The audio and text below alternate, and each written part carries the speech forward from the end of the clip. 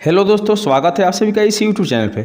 इस YouTube channel के माध्यम से आप देख सकते हैं कि मैट्रिक और इंटर के बोर्ड परीक्षा में पूछे जाने वाले महत्वपूर्ण प्रश्न बताया जा रहा है। और यह चैनल आप लोगों के लिए बिल्कुल खास होने वाला है, क्योंकि इस चैनल से बिल्कुल आपको मैट्रिक और इंटर की तैयारी परिपूर्ण हो जाने वाला है। आपको कहीं से कोई प्रॉब्लम नहीं होने वाला है। तो चलिए आज की वीडियो में हम लोग देखें कि अम्ल और क्षार दिया हुआ है कि अम्ल और क्षार और लवण का हम लोग इस चैप्टर से लिए हैं कुछ लघु उत्तरीय प्रश्न जो बिल्कुल मैट्रिक बोर्ड परीक्षा में पूछे जाने वाले हैं। यह वीडियो आपका 5 से 6 मिनट का होगा और बिल्कुल आपके मैट्रिक बोर्ड परीक्षा के लिए कारगर होगा, मैट्रिक बोर्ड परीक्षा के लिए महत्वपूर्ण होने वाला है। तो चलिए वीडियो को अंत तक जरूर देखिएगा। तो हम चलिए ले चलते हैं पहला प्रश्न की ओर। तो पहला प्रश्न दिया हुआ है कि अम्ल किसे कहते हैं, अम्ल किसे कहते हैं या अम्ल क्या है। तो हम लोग आंसर देखें कि अम्ल वह पदार्थ है जिसका स्वाद खट्टा होता है, जो नीले लिटमस पत्र के घोल को क्या करता है, लाल बना देता है, जिसका जलीय विलयन में हाइड्रोजन गैस क्या होता है, मुक्त होता है, तथा धातु पर इसकी अभिक्रिया से हाइड्रोजन गैस मुक्त होते हैं। ठीक है, और यह जो होता है जलीय विलयन में घुलने के बाद हाइड्रोजन आयन भी क्या करता है, मुक्त करता है।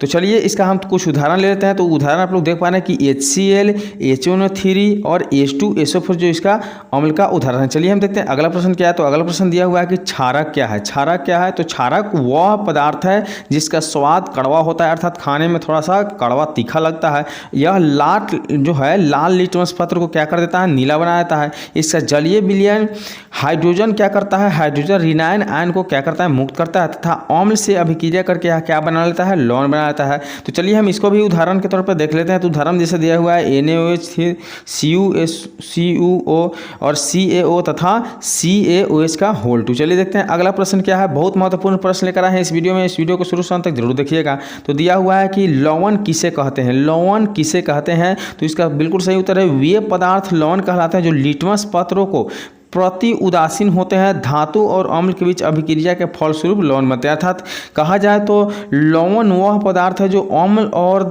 क्षार को मिला देने पर बनता है। ठीक है, तो यहाँ हम लोग कुछ एग्जांपल लेकर देखें। तो Zn+2HCl को हम लोग मिलाया है तो क्या बना है, ZnCl प्लस हाइड्रोजन गैस मुक्त हुआ है। तो चलिए हम देखते हैं अगला। तो अगला प्रश्न है कि अम्ल का जलीय विलयन क्यों विद्युत का चालन करता है। अर्थात अम्ल का जलीय विलयन होता है जो विद्युत का चालन करता है क्यों। तो इसका सही उत्तर दिया हुआ है कि शुष्क अम्ल HCl जो होता है विद्युत का चालन नहीं करता है।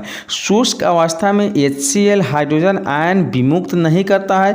ज्यों ही जैसे ही अम्ल में जल की कुछ मात्रा मिला दिया जाता है तो यह हाइड्रोजन आयन विमुक्त करने लगता है। अम्ल में विद्युत धारा प्रवाहित करने विद्युत धारा आसानी से बहने लगता है और हाइड्रोजन आयन के चलते जल में विद्युत धारा बहती है, तो जल विद्युत का चालन करने लगता है। चलिए देखते हैं अगला प्रश्न क्या है। तो अगला प्रश्न दिया हुआ है कि सोडियम हाइड्रोजन कार्बोनेट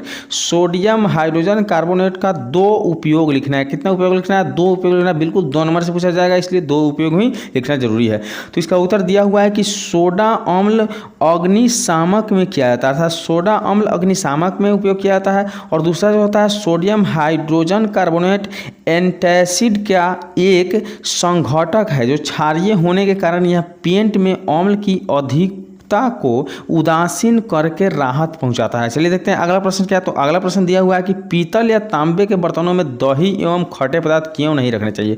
बहुत ही महत्वपूर्ण प्रश्न है, हर साल बोर्ड परीक्षा में पूछे जाने वाले प्रश्न है। तो दिया हुआ है कि तांबे या पीतल के बर्तन में दही नहीं रखना चाहिए। दही में अम्लीय गुण होता है क्योंकि दही खाटा होता है और तांबे के साथ दही का अभिक्रिया दही में लैक्टिक अम्ल जो होता है उसके फलस्वरूप धातु के लवण बनते हैं और दही का स्वाद बदल जाता है। इसलिए जो होता है पीतल या तांबे के बर्तन में हमें दही एवं खट्टे पदार्थ को नहीं रखना चाहिए। चलिए देखते हैं अगला प्रश्न। तो दिया हुआ है कि केक या पाव रोटी बनने में बेकिंग पाउडर का उपयोग क्यों किया जाता है।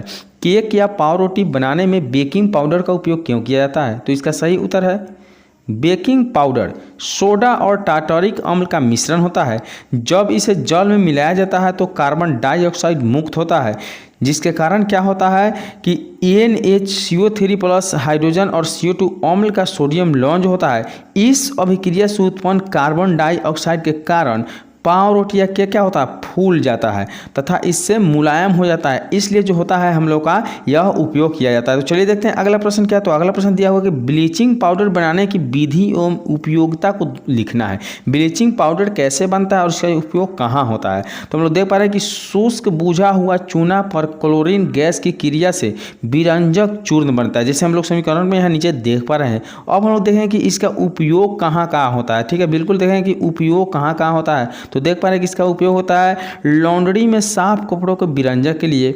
दूसरा होता है पीने वाले जल को जीवाणुओं से मुक्त करने के लिए रोगनाशक के रूप में भी किया जाता है। चलिए देखते हैं अगला प्रश्न क्या है। तो अगला प्रश्न दिया हुआ है कि हाइड्रोक्लोरिक अम्ल के कुछ उपयोग को लिखना है। हाइड्रोक्लोरिक अम्ल जो HCl होता है उसका कुछ उपयोग को लिखना है। तो सबसे पहले हम लोग देख रहे हैं कि हाइड्रोक्लोरिक का जो उपयोग होता है इस्पात की सफाई करने में होता है, पहला नंबर। दूसरा नंबर होता है अमोनियम क्लोराइड बनाने में होता है, और तीसरा नंबर जो होता है औषधियों के निर्माण में किया जाता है। चलिए देखते हैं अगला प्रश्न क्या है। तो अगला प्रश्न आप लोग देख रहे हैं कि धोबिया सोडा क्या है। धोबिया सोडा और बेकिंग सोडा में अंतर बताएं। बहुत महत्वपूर्ण प्रश्न है, हर साल एक अंतर जरूर पूछा जाता है, तो आप वीडियो को अंत तक जरूर देखिएगा। तो दिया हुआ है कि धोबिया सोडा का रासायनिक सूत्र Na2 होता Na2CO3 होता है, जबकि बेकिंग सोडा का रासायनिक सूत्र NaHCO3 होता है। क्या होता है? NaHCO3 होता है। दूसरा अंतर जो है सोडियम कार्बोनेट धोबिया सोडा का उपयोग कांच, साबुन एवं कागज उद्योग में होता है, जबकि बेकिंग सोडा का उपयोग क्या होता है? घरों में पावरोटी बनाने में होता है।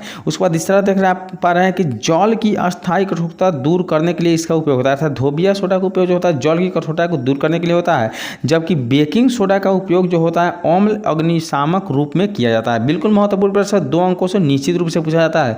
चलिए देखते हैं अगला प्रश्न दिया हुआ है कि सोडियम हाइड्रोक्साइड के कुछ उपयोगों को लिखना है। सोडियम हाइड्रोक्साइड के कुछ उपयोग को लिखना है। तो हम लोग देख पा रहे हैं कि यहाँ सोडियम हाइड्रोक्साइड का उपयोग दिया हुआ है कि धातुओं से ग्रीज हटाने में प्रयुक्त होता है।